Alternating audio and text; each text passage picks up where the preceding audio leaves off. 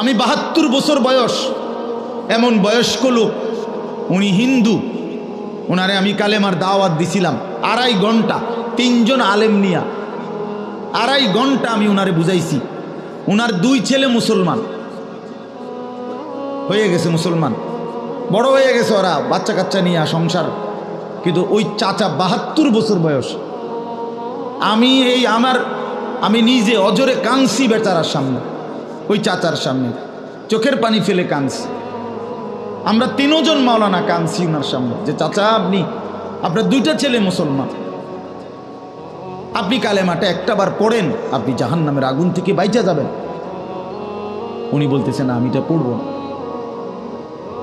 পড়ে নাই, একবারও বলে না।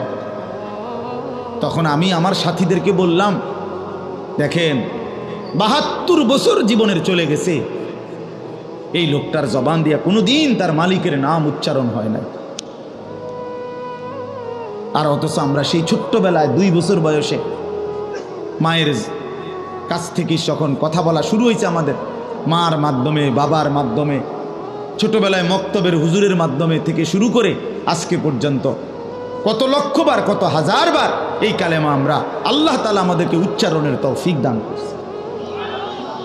এই নিয়ামতের কি শুকর বাপ, আল্লাহ তাআলার এই দয়াটার শুকরিয়া কি করবেন? আল্লাহ যে আমারে মুসলমানের ঘরে জন্ম দিছে।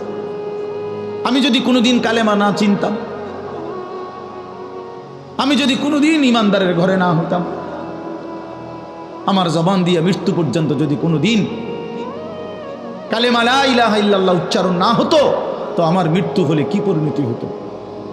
চির জাহান্নাম।